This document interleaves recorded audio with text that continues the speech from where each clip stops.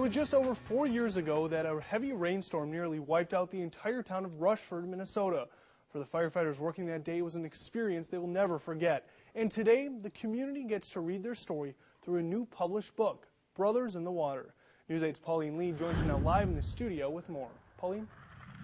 Well, the firefighters were asked to write down their feelings, memories, and experiences of the flood to help them cope with the devastation. At first, it wasn't meant to be a book, but later they realized it was a story that needed to be told. It was really a town saving itself. It's a story about small-town Rushford, Minnesota overcoming great odds. We'd seen water this high before, and that in the river, but never the speed. Mike Ebner was Rushford's fire chief at the time. He thought it was just going to be another ordinary rainy day. But in the early morning hours on August 17, 2007, everything changed. Well, I was getting reports on the radio that our firemen were slipping underwater and then coming back up, a half a block away. And Brad Erickson was one of the firefighters working with him that day. Across the bridge, and it's now lapping the water, is hitting the bridge. And that's at that point, Mike looked at me and he said, "This don't look good." He says it was nothing like he had ever seen before.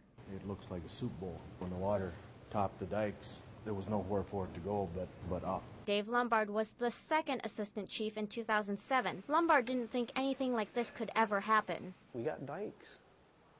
It doesn't flood in Rushford anymore.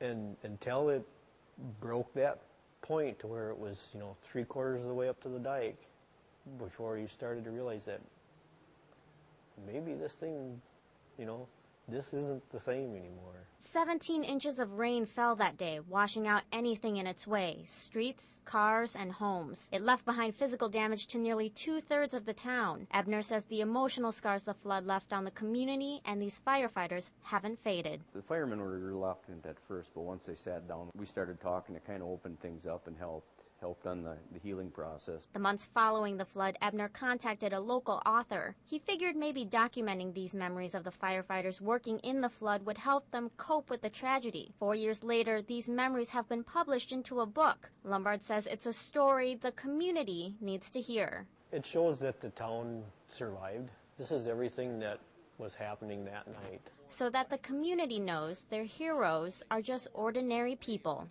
It wasn't one individual group or anybody. It was everybody working together, and that's really what it was.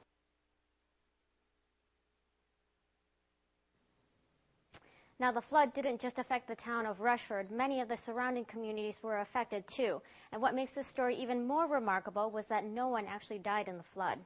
Thanks, Pauline. Now, the book Brothers in the Water is on sale for $15. All of the money will go towards new fire equipment. If you'd like a copy, you can contact Rushford City Hall at 507-864-2444.